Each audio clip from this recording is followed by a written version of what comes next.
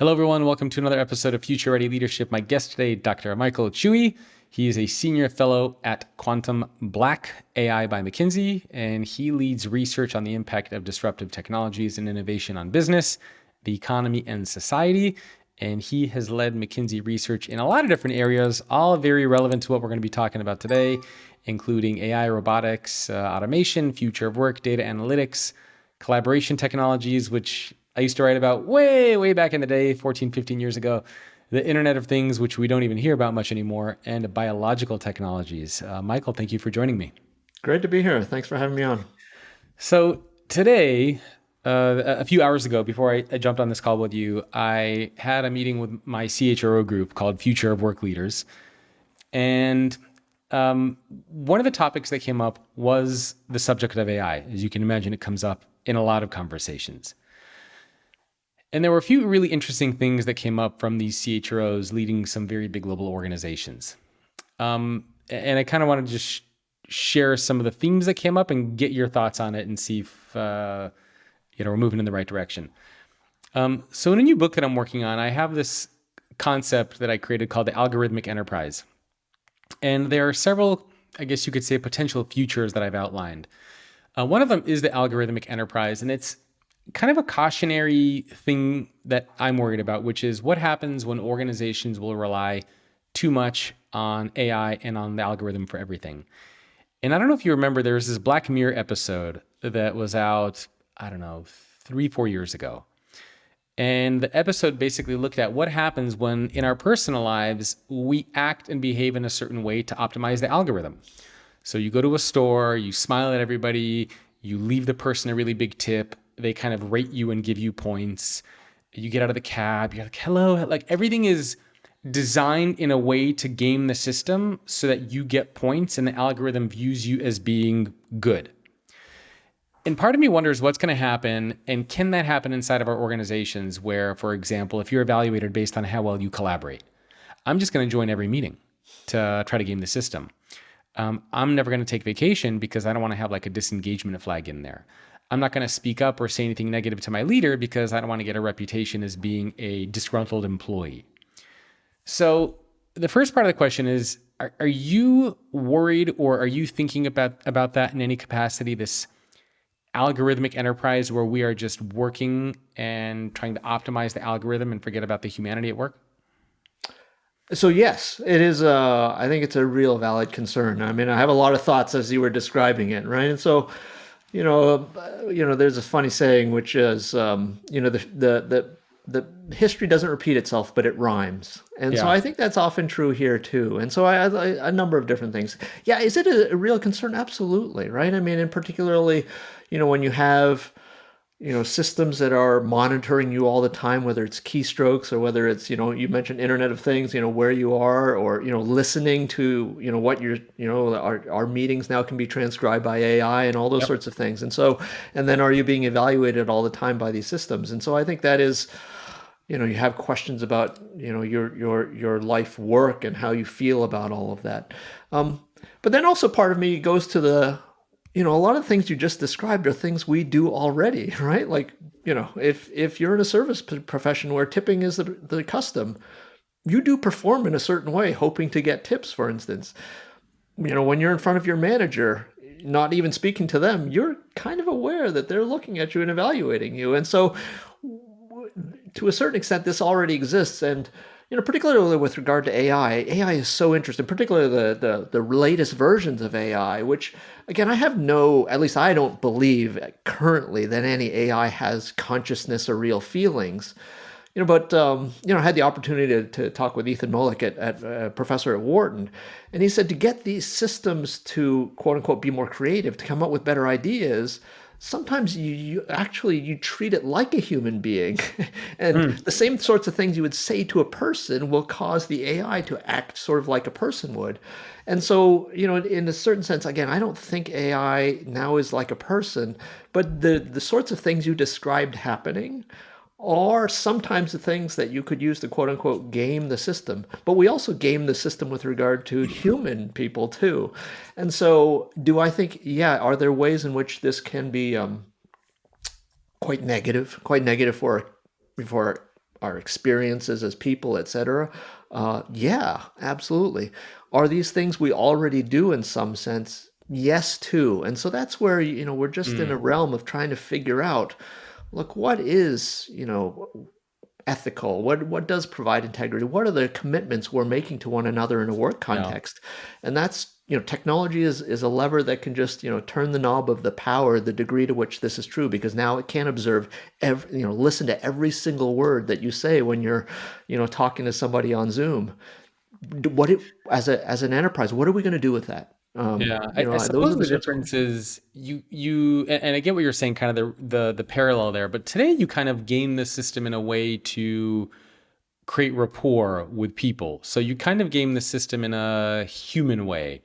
But I'm worried about what happens when you game the system in a purely points algorithmic driven way. So for example, and it's a totally lame version of this. So in my Tesla, there's a game called Skyforce. And anybody who has a Tesla knows of Skyforce. It's very addictive.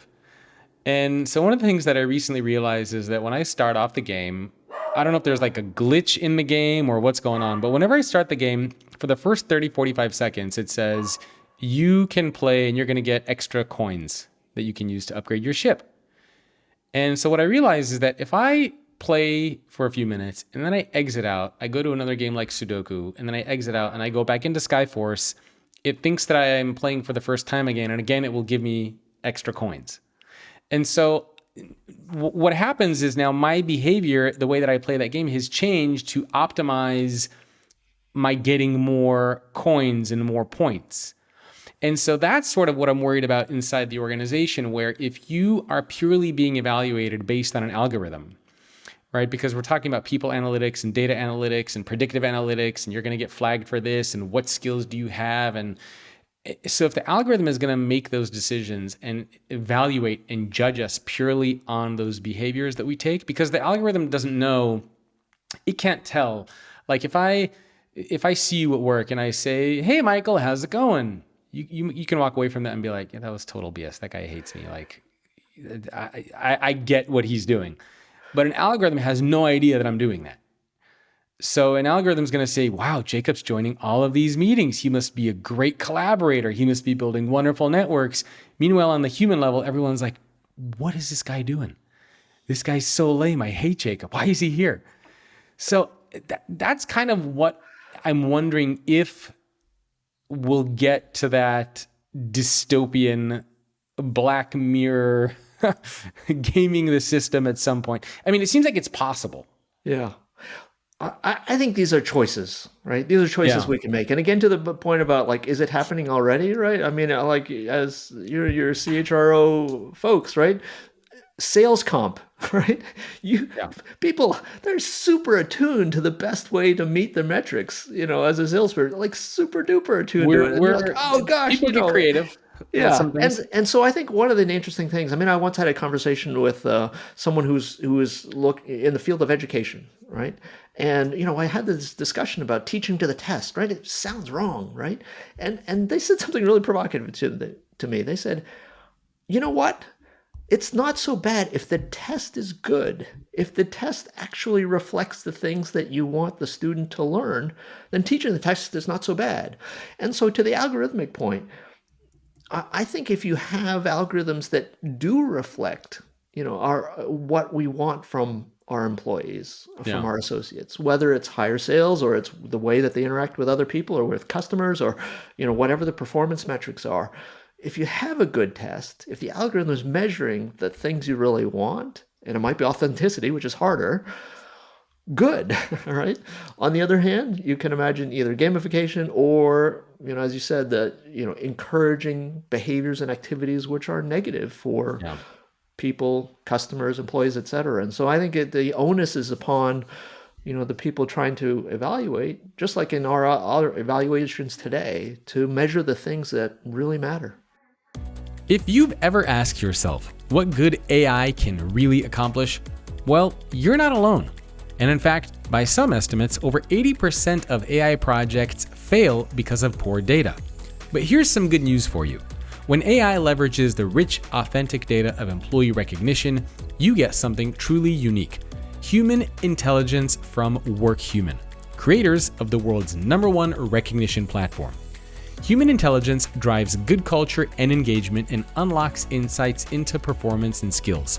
It also helps coach employees on what good peer-to-peer recognition looks like, turning every good job into better retention and well-being. And it helps surface feel-good stories that illustrate the best of your company culture. So, in reality, AI can accomplish a whole lot of good with the power of human intelligence. To learn how today's leading companies are turning AI into a force for good with human intelligence, go to workhuman.com. Again, that is workhuman.com. It seems like we do need to then,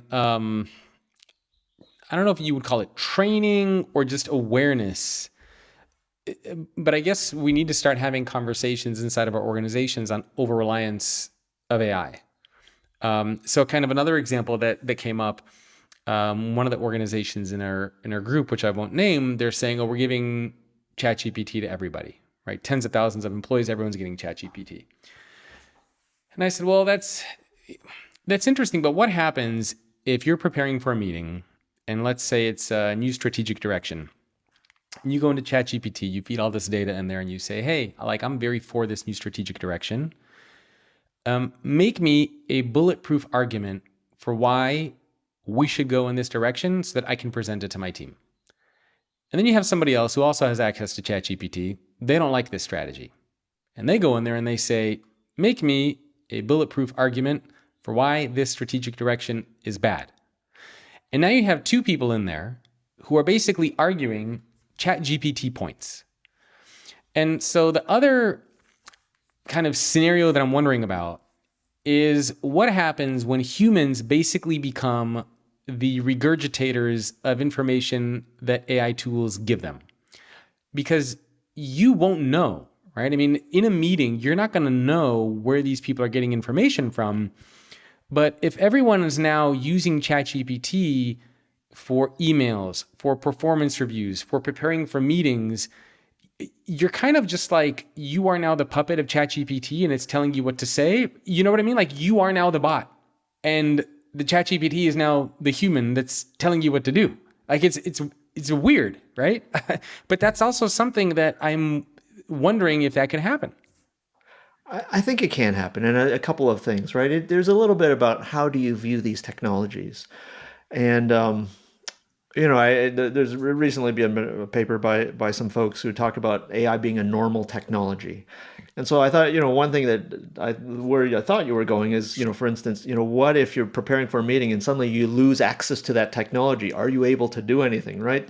Do your skills for critical thinking, for creativity, et cetera, decline because you become used to these technologies? And I think there's some evidence that might be true, but it's about wayfinding, maps or not having maps and those sorts of things. But yeah, there's some possibility that might be true as well. But on the other hand, I feel that way about Excel, right? If I lose access to Excel before a meeting and I need to do some quantitative analysis or whatever tool that I'm using at the time, that's a problem, right? And so to a certain extent, there is an echo of the past there. But also to your point about do we end up being just the way that bots communicate with one another? I mean, that's probably going to happen without us to a certain extent. There'll be bots that answer customer service requests, and I might have my own personal assistant bot, and the bots talk to one another and negotiate on my behalf and the company's behalf, right? All of these things, you might just think of them as dystopia. I think they're coming at some sense, right? And so it's going to get like really that you're saying all of complicated. this with a smile and such a cheerful demeanor and a happy face. I live in sunny California. I'm an optimist. But yeah, there are things that are hard about that, and they can be really problematic about that. And so, again, I think that one interesting analogy, if you're talking about a strategy, for instance, is that, just think about our most highest level executives when they go into a meeting, they're prepped, but they're often prepped not necessarily with ChatGPT, but by staffs. And, you could take that sort of view. Oh, are these just two staffs talking to one another through an executive? Mm-hmm. And I think the answer there is no. Why? Because the executive is involved well, hopefully, if they're a good executive in the process. Yeah. And so, presumably, if I'm using ChatGPT as part of my staff, I'm not thinking. I hope I'm not thinking when I'm I doing it, hope right? so I'm too. having a conversation. I might be having a conversation with people and, AI, et cetera. And then when I come to the meeting, because gosh, if it's worth having a meeting, I am there, then I'm informed by all of these things. And so I don't think that's dystopian. I mean, I think that is, adding to my capability. Sometimes we talk about AI, creating superpowers, and it's like part of my staff, you could say, Mm. could be, these AI systems. And I Yeah. think I guess that's a good thing. I'm thinking of it kind of like it's like a silent automation, right? So many people are worried about AI and automation taking away jobs. I'm more worried about it not taking away jobs, but silently automating people in terms of their cognitive capacity, where they become the mouthpieces for AI. And it's funny because I shared this story in our WhatsApp in our CHRO group, but I'm on a WhatsApp group with some friends, and people were debating and going back and forth on something. And when you go into ChatGPT and you give it a prompt, it gives you the response, but then at the very end it tells you, here is what you wanted with a soft and whatever tone that meets blah blah blah. Like, it explains to you what it just did.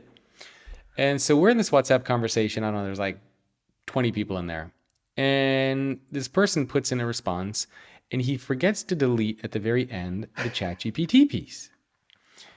And now everybody's trolling this person like crazy, but I was thinking about that and I'm like, what is happening in the world where you can no longer have a conversation with your friends in a WhatsApp group without going into ChatGPT? And you could see the thing that he said. He wanted something that was warm and neutral and friendly, that didn't cause any arguments or debates. And it's kind of like, it really just made me wonder, where's are you no longer a person if you have to go into WhatsApp and or into ChatGPT and curate a response to friends?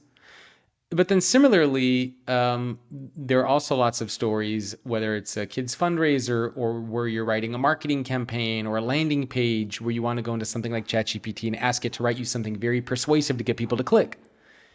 So the use cases really matter of like where it's important to be human.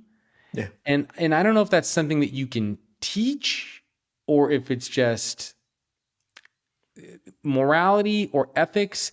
But it's, like, that's really what hit me when I had a friend of mine that was using ChatGPT in a WhatsApp conversation. Yeah. I think this is one of those things that, we individually and as a society and as friend groups will adapt and learn to this, learn how to use this technology, and our norms will develop over time. I'll tell you, I don't know, there are some times when it's so hard for me to express what I want to express. I don't know, condolences, for instance. Yeah. Um, and it's searchable on the web, right? Like how do I tell this person? And it's been helpful to me. And I can imagine asking ChatGPT to help with that too. Yes, but at the end of the day, what I write is I'm responsible for that. I will ask a friend or ask my spouse, hey, does this say what I mean it to say? And if I think about it that way, yeah.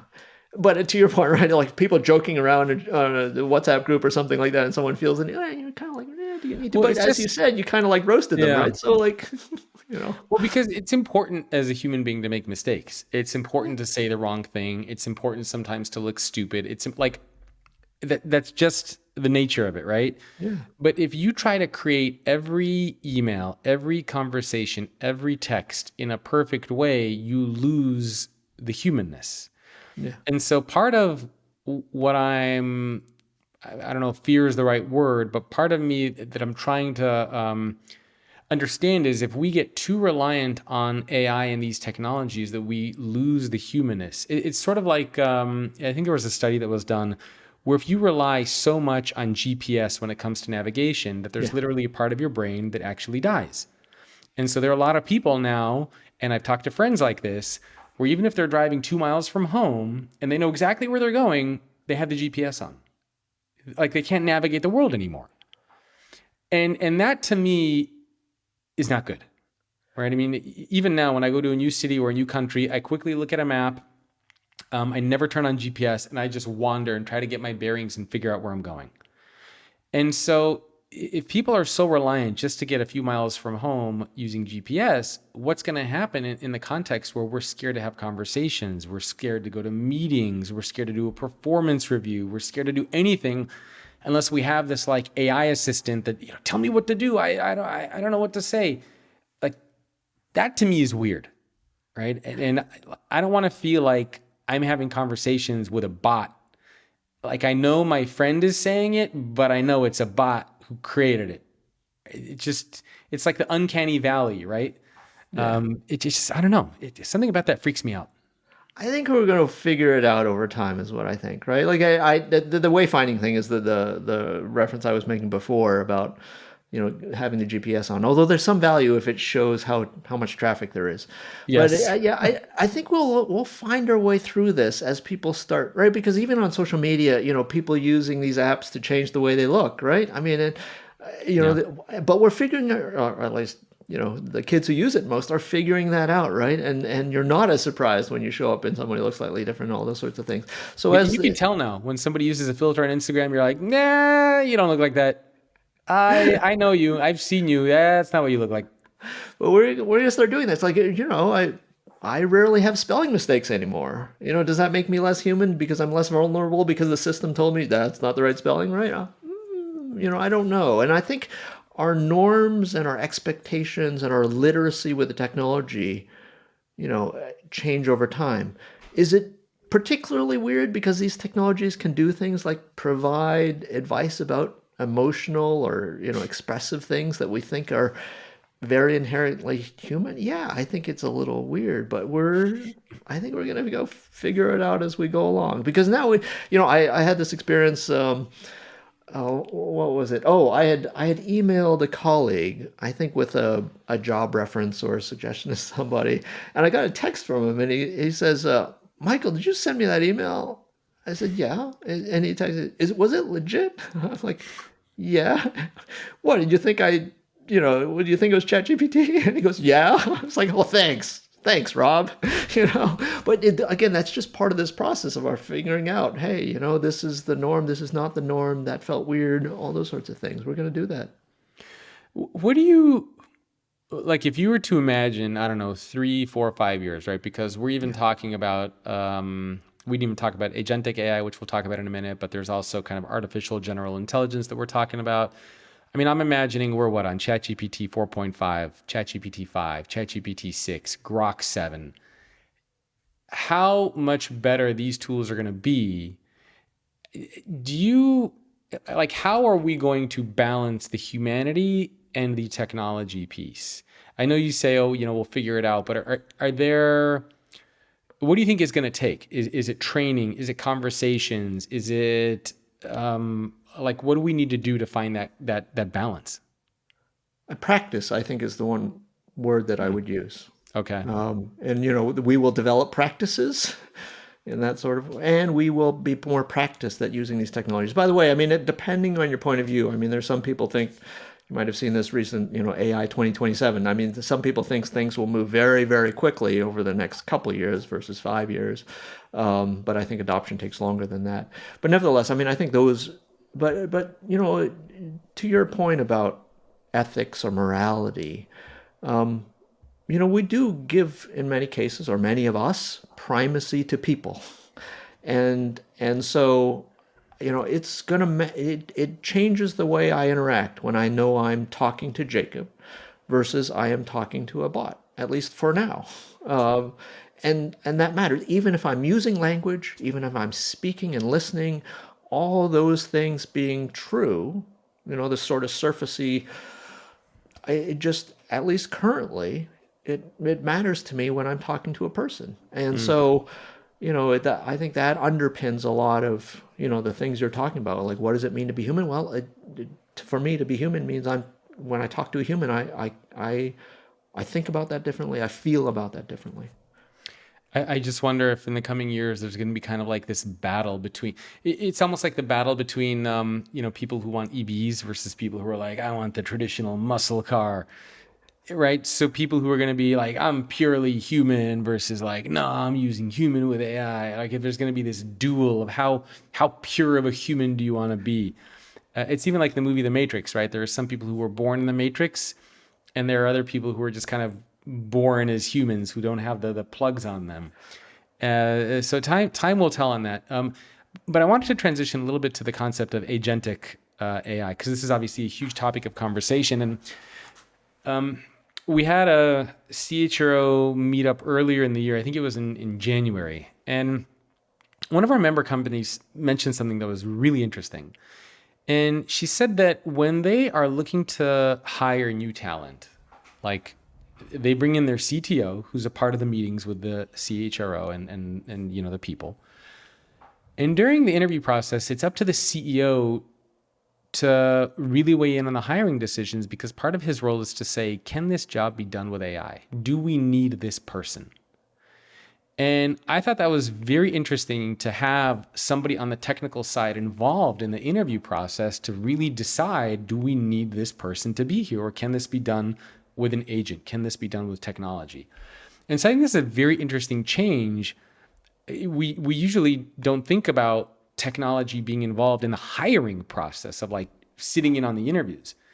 So what do you think this is going to mean for the future of talent? And maybe even before we get into that, can you take one step back, explain what agentic AI is, and then maybe we can jump into this talent piece there. Yeah. It's funny when I talk about agentic AI. Oftentimes, I've joked it sounds like when a parent is bragging about their kid, and the first thing they have to explain is why it's hard, why the thing that they're so proud of is hard. Because a lot of times when I explain agentic AI, people say, "I thought that was just AI," but I will explain it nevertheless, right? Because there's a what? So number one, agentic, acting in the world, right? So it's not just a chatbot. You can chat, but it doesn't, it can't actually book a plane ticket for you, or or do a financial transaction. So that's one. Two is it's based on modern AI, which are foundation models or large neural networks. And thirdly, it does things oftentimes multi-step, relatively autonomously. So it's extended sets of actions powered by foundation models or modern AI acting in the world. And again, a lot of people will say, because all of those things have happened before, right? I mean, we have systems that have acted in the world forever, right? Your car has computers in it. And so we've had foundation models in AI, those underpin, ChatGPT, Claude, and all those sorts of things. So that happens as well. And then we've had systems that are relatively autonomous. But when you had those systems, they often had to be programmed, step by step by step by step. And that was expensive and usually had this, long tail of exceptions. When you're on and please press pound if you need to speak to a human, right? And all those sorts of things, right? And the nice thing about foundation models, or the remarkable thing about them, is they can often deal with a whole set of exceptions that they weren't trained explicitly to deal with, right? Because you train them with huge amounts of data. And so suddenly, hey, guess what? I can ask it to write my resume in iambic pentameter or whatever, right? No one trained it to do that, but it learned it. And so as a result, what happens if you have an AI agent that can do things relatively autonomously and deal with, then you can start thinking about, a customer service agent, which not only, can follow the script, but can respond to a broader range of things intelligibly than, the press one, press two, or just have a menu tree. So that's agentic AI.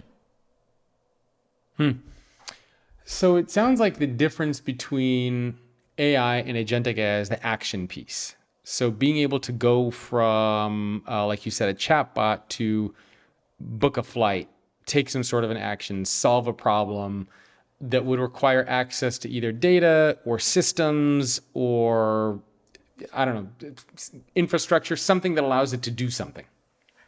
We sometimes call it tool use. Tool use, yeah. That's a good way to think about it. Okay. So then what do you think about the story that I shared with you about the CTO or having a technical role involved in that hiring process to decide if this person is needed? Because it seems like instead of an interview process, it's now sort of like a candidate fighting for their life to, like, yes, this is why you need me. This is why you need a person, and a bot can't do it. It reminds me of the scene from what was it, Office Space, where those two guys go in there and they're like, what exactly do you do here? And the guy's not able to explain it, and finally he gets frustrated and he's like, I'm a people person, damn it, I deal with people. Right? So it reminds me of that. Office Space will never die. It is Yes, absolutely true. that's our future that we're all destined for. We just don't know it. We'll all be like beating up the printer out in the field now. But I more often hear this dialogue, and I think a lot of folks will have heard about the memo that came from a CEO. I think that dialogue, from what I've heard, happens more or less at the interviewing stage, but more at the request for headcount stage. Okay. Because it is really interesting if you're, evaluating an individual against whether or not a machine can do what they can do. But more broadly, if a manager is saying, annual plan or, and trying to add additional headcount, and the challenge coming from CFO, CTO, CEO is, yes, but, why can't this be done, through some sort of machine? Now, with that said, again, the echo from history is we do already ask that question in our organizations, right? If I'm, head of manufacturing and I say I need to add headcount, it would be crazy for, my superior not to ask, yes, but what about machines? Yeah. And so I think, again, that echo is going to be there. But the interesting thing about AI, and, this is borne out through our research as well, right? I mean, heretofore, the labor economists call it, skill bias technological change. Now, I hate this term, high skill versus low skill, but largely the technologies could automate the tasks of people who are lowest paid or for which their jobs had the lowest educational requirements. Yeah. Generative AI is the exact opposite. It has the most impact on jobs that require graduate degrees. It has the most impact on the jobs that we pay people to do the most. And so suddenly, maybe the political economy of it is the people in power realize, oh no, now this stuff affects me too. So again, I think there's an echo, and it's, we've had these types of discussions before, but now they're being applied to roles like sales. They're being applied to roles like engineering. They're being applied to these cognitive, quote unquote, white collar roles. And so again, is that challenging, disruptive, scary in some cases? Yeah, it absolutely is. But it is an echo of things that within our organizations, within the people that we employ, it's not as if we haven't had these types of discussions before. Here's a good question for you. Who in your marketing department is a flight risk? How about where are your talent or skills gaps? Or which employees make up your next generation of leaders? Or maybe, how do we build engagement? If you couldn't answer any of these, you need to check out Human Intelligence from WorkHuman. By combining AI with the rich data of their #1 rated employee recognition platform, WorkHuman's Human Intelligence unlocks insights and capabilities that redefine talent management, cultural transformation, and employee engagement. In short, it'll give you a good answer to some of HR's toughest questions. To learn how today's leading companies are turning AI into a force for good with human intelligence, go to workhuman.com. Again, that is workhuman.com. What are you advising organizations? Obviously, you and McKinsey more broadly, you work with a lot of organizations. I know you do a lot of reports. You probably have a lot of executives who are coming to you saying, hey, Michael, tell me, what do I do? What should I be thinking about? Yeah. So for people who are listening to this, and I'm not even sure how to frame the right question because AI is impactful in so many different areas.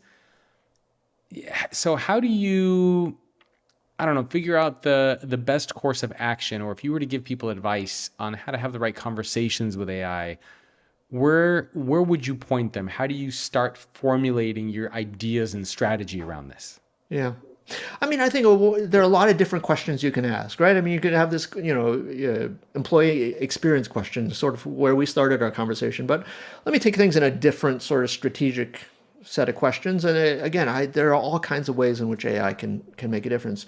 But maybe like some of our CHRO discussions have been about the key question being what is our organization of the future? What will our enterprise look like 5 years from now, right? We know the shape of it now. We know how many our employees are in different roles. We have some sense of the skills they need and what it takes to be successful. A question that we are often asked, yeah, but what will our organization look like 5 years from now? And then how do we get there, right? From the from to. And one of the things that informs the from to, as to your CTO point, is the technology. What will technology be able to do 5 years from now? And how do I anticipate that? And how does that change the number of people, the skills required, and what that organization, and so, and that's across, as from physical labor, right, in the warehouse, driving trucks or whatever, all the way through to the C-suite. And same question about the future. And so, what AI does is it makes a whole bunch of new roles and functions potentially able to be transformed. And, some of it might be how many people, but how would I operate differently? We talked about, maybe a staff that has some AI in it. What is the question about, spans and layers, right? Like, do I need to count AI as part of my spans of control? And if so, how many should I, think about managing and all those sorts of things? And does AI actually allow me to increase my spans, right? Again, there are dystopic views about the way you can evaluate people, but maybe I can evaluate more people if my tests are good, the algorithm is aligned with the things I care about. And so those are the sorts, that's at least one set of questions, right? Like, let's look at what is my organization in the future in 5 years, and then how do I get there? And again, to the AI point, to the extent to which you need to do retraining or reskilling, that's another tool, not the only one, but another tool that could help you potentially get from here to there and carry forward some of your employees from today into tomorrow in a way that they're ready for that. And so those are some of the questions that we see. You mentioned something interesting that I was hoping maybe you can unpack a little bit about leaders managing AI. And some people might be taken aback. What does that mean? So can you explain a little bit about how? And some people who are following, the news or McKinsey, maybe they've seen some examples or visuals on that.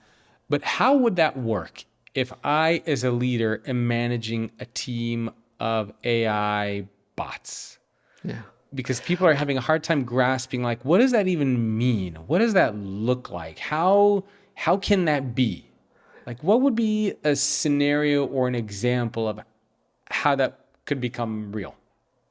So I use the most provocative version of that when I talked about, what's your span of control and all those sorts of things. But like today's version is not quite like that, right? So take, for example, this class of product called deep research, which is a type of knowledge agent. These systems are able to spend more time going out and, the chatbot, you expect a response within a couple seconds or something like that. But you can send off one of these deep research or research agents to spend, current versions are maybe up to 30 minutes, but people have contemplated and people experimented. And like, what if you have it go off and work on a problem for a day and it comes back with a set of answers? Well, that's oftentimes what you might do with someone who reports to you, right? You might task them to go out and please investigate this market, or go find out what all the comparable people are doing in terms of their HR policy around X, and they'll come back and report to you. Well, now we have AI systems that can do that. These agents, they do multi-step things. They're based on AI, and the acting in the world is marginal, but creating a report is kind of like acting in the world, or it's a version of acting in the world. And so if you think about that, well, okay, then what are the sorts of things I need to do as a manager if I were going to go task somebody to do something? Well, I have to tell them in sufficiently precise way that they go out and do the thing that I want to do. I also need to evaluate what comes back. And usually it's an iterative process, right? Oh, yeah, cool. Thanks for bringing me that. You know what? I think we should be able to do X, Y, Z. Yeah. And then that process, but instead of a person, how would you do that with an AI system? Is some of the things that have to do with Hmm. the quote unquote direct supervision of an AI, but you might call it prompt engineering or something like that. And then eventually you potentially get to a place where, let's say you want to choose between this version of deep research and that version. Well, then you might be coming to something like evaluation and performance appraisal. We're not there yet, right? Yeah. We're really not there yet, because for performance appraisal, it's a year long type of thing, and that's not really what our AI types of systems are for. But again, to this point that Ethan Mollick made to me, oftentimes there are pretty close analogies to the way that we interact with human beings, to the way that we can effectively interact with AI, not being confused at all that the AI is a person. Hmm. Yeah, that'll be interesting to see. I don't know if there are any examples out there yet, but somebody who's just managing a team of AI agents. I mean, it can feel like that already, right? If I kick Yeah. off a bunch of deep research, uh, um, I'm thinking about things that are quite similar to when I'm managing people, like sequence. When are things going to come back? Just all of that Yeah, feels. but knowing how to leverage these tools is also, and I saw there was even like job postings for prompt engineers that were paying Yeah. like $250,000. So it's one thing to have the tool, but it's another thing to actually know how to use the tool. And so I wonder, um, is there a big gap between the capabilities that these AI tools have today versus the knowledge that employees have of how to use these AI tools? Because if you give ChatGPT or a similar system to a lot of employees, they might not know what to do with it. What questions do I ask? How do I frame the prompts the right way? A lot of people don't know that you also have to double check a lot of things. Like there have been times I even tested it with some like McKinsey reports where I would put it into ChatGPT and I'll say, pull out whatever interesting insights, or I'm writing something on AI, give me some interesting insights, and it'll cite a McKinsey report, and then I'll find that report, I'll pull it up, and I'll look for that quote or that citation or that statistic, and I don't find it. And then I have to go back to the chat GPT and I have to say, hey, wait a minute. You told me that there's this stat from the report. I don't see it. And then after going back and forth with the bot, like I'm arguing with a person, it'll finally come back to me and say, oh, you're right. I extrapolated based on that report of what they could have said if they would have said this based on the way that they're writing things. But that's not the same thing as like a stat that you actually said, right? It's making stuff up. So you also have to know how to push back on these tools, just like you would with a person. Are you sure? Yes. Did you double check? Where are your sources? Can you cite the sources? So are you seeing a gap between capability versus our knowledge as humans of how to use these tools? The answer is yes. That gap does close with experience and practice. And that gap can close also with training. But to your point, the hallucination problem is real. It's, the technologists are working really hard on it. The hallucination meaning coming up with wrong stuff, inaccuracy, or made up stuff, as you said. That is actually real. But I often describe at least the current versions of these, as we sit today, as being maybe like a summer intern. Summer interns can do real work, right? There are some places that, but no, the people we bring in on the summers, we make, they work. They work really hard. But we wouldn't take their output and just forward it immediately to a CEO, right? We have a whole set of ways that we check things, that we make things better. And I think, again, to this analogy, again, not confusing machines with people, but to your point, we have ways of testing, whether or not the output is good. We can help make it better, checking things. And so I think that type of analogy is really useful as we think about how can we use these systems, which are imperfect, but productively. Hmm. Yeah, that is. And I think a lot of organizations are in the process of going through training. Some mandatory, some optional training. But I wonder, yeah, I guess it's through trial and error because even when I learned how to use ChatGPT, I didn't take a training per se. In fact, I remember when I first had access to it, I would just put in like these stupid questions in there and just see what it would give me. And then over time, you start to say, hey, wait a minute, you're actually pretty capable here. You can actually do some stuff. So I guess it's don't be scared to tinker and play around with it, and don't run away from it. Maybe is kind of the lesson there. And I'll tell you that this is one of the remarkable things I think about. I'm a former CIO, and a lot of times the enterprise technologies we had, we really did have to train people how to use them Yeah, because they were difficult and inscrutable. You needed the instruction manual. The amazing thing about consumer products, right? Like I presume that you weren't trained on using Instagram, right? That and and using it, you use it. Why? Because it's so compelling an experience, and we hire all these people and they come in and you say, why is my enterprise stuff so crappy? Right? Like, your aspiration as someone who creates enterprise software should be something that's so great that number one, you don't need an instruction manual, you don't need formal training. Number two, it's so great that people use it because they want to use it. And so I think, a lot of these tools are starting to feel a little more like that. Like, why aren't you using this? It's pretty cool. And you say, well, it gives me, hallucinations.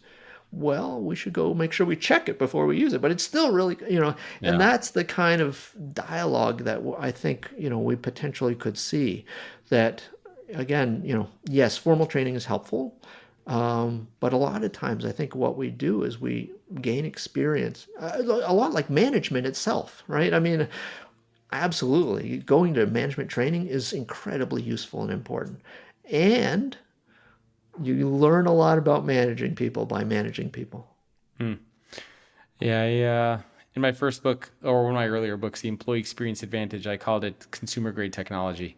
Yeah, Right, the tools you yeah. use in your work environment should be so beautiful, useful, and valuable that you would want to use something in your personal life if something like that existed. So yeah, that's I remember the big debates we had around those collaboration softwares way back in the day. Um, Maybe we could wrap up. I know we only have a couple of minutes left to look at the state of AI today and where it's going. Because for a lot of people, I think they're still trying to understand just how good is AI now. Like, what can it actually do? How much information does it have? So I don't know if you're able to paint a picture on the capability of AI today and also what you think the capability of AI is going to be in 3 to 5 years. It's moving so fast at Yeah. some level, right? Which is that literally every day there's another announcement. Again, I live in San Francisco, right? So I mean, people are, there's a launch of something, multiple times a day, and so it's things are moving very, very quickly. Um, but so it's hard for me to just sort of synthesize it all up. I mean, I think again, if you have the experience of using these technologies, what's remarkable is yes, you can have a conversation with it, and you have a conversation with it that is people-ish. They are becoming more multimodal in the sense that it's not just language, but you can have a conversation, have your camera up, and you can have a conversation about something, quote unquote, it's looking at and you're looking at the same time. And increasingly, the agents thing is you can send these things off to go and do some work for more of an extended period of time rather than just responding to you in real time or near real time. You can send it off to do some work. I think that's and right. I mean, the whole web is accessible to these systems now, for instance. And so I think maybe just that's maybe sort of a state of the art today as a synthesis. And where Even are with things going? visuals, the recent ChatGPT update, it does great infographics, great Yeah. visuals, the text. Not perfect yet. It still makes some mistakes here and there, but that even got better. So it's definitely making leaps and progress in terms of leaps and bounds. And one other thing that we're studying too, there again, there for a long time AI was stuff you didn't see, right? I mean, it was like improving forecasting. They're really valuable stuff, Yeah, right? yeah, Or, yeah. improving next product to buy. There's a version of generative AI, which is also stuff you didn't see. Because again, when we talk about large language models, it can produce language. Yep. But drug companies are using foundation models in order to create new drug candidates. And again, if you think about the potential for this to accelerate innovation in all kinds of fields, curing disease, it's incredible what's possible. And so I think that's another place where we'll see more and more capability, but we won't see it, it won't be right in front of us. It might show up as, life extension drugs and all these kinds of things, which, gosh, that would be great if we could have. Yeah, I wonder if reminds me like years ago, everybody would talk about IBM's Watson, but you don't hear anybody talk about it anymore. And it was this big promise to do like all these wonderful and amazing things. And then today, I mean, I'm assuming it's still around, but I don't know what's going on with it. And so I can't imagine this will go down that same path as being so much hype and then very little action later on down the road. But that's certainly what happened to, I think, those early AI models, right? There was so much hype and promise behind it, and then fizzled out, disappeared. Nobody talks about it anymore. But there are two versions of disappearing. There's one version of disappearing is it's disappointing technology that doesn't have impact. There's another version of it disappearing, which I think happens all the time with technology, is it's no longer remarkable, but it underpins a ton of value. And I think that's a lot of what will happen to AI and has actually happened to AI previously, right? I mean, there used Yeah. to be AI, now we just call it product configurator, right? I mean, there are all these things. It's suddenly not remarkable anymore. And I think that will happen a lot. It just becomes ambient. Yeah. All right, and then where do you think we're going? So 5 years from now, are we gonna have humanoid bots? Are you gonna have a AI coworker? Are we gonna have artificial general intelligence AI companies where like the CEOs AI bot? Like where is all of this madness headed? We're going to have a whole nother discussion about humanoid robots. A super interesting one as well. I mean, hard tech or physical tech is hard, right? I mean, these things, you see the videos, but they're only a few minutes long. These Oh yeah, systems typically from only have enough. DARPA, the things that Elon Musk is building, it creeps me out.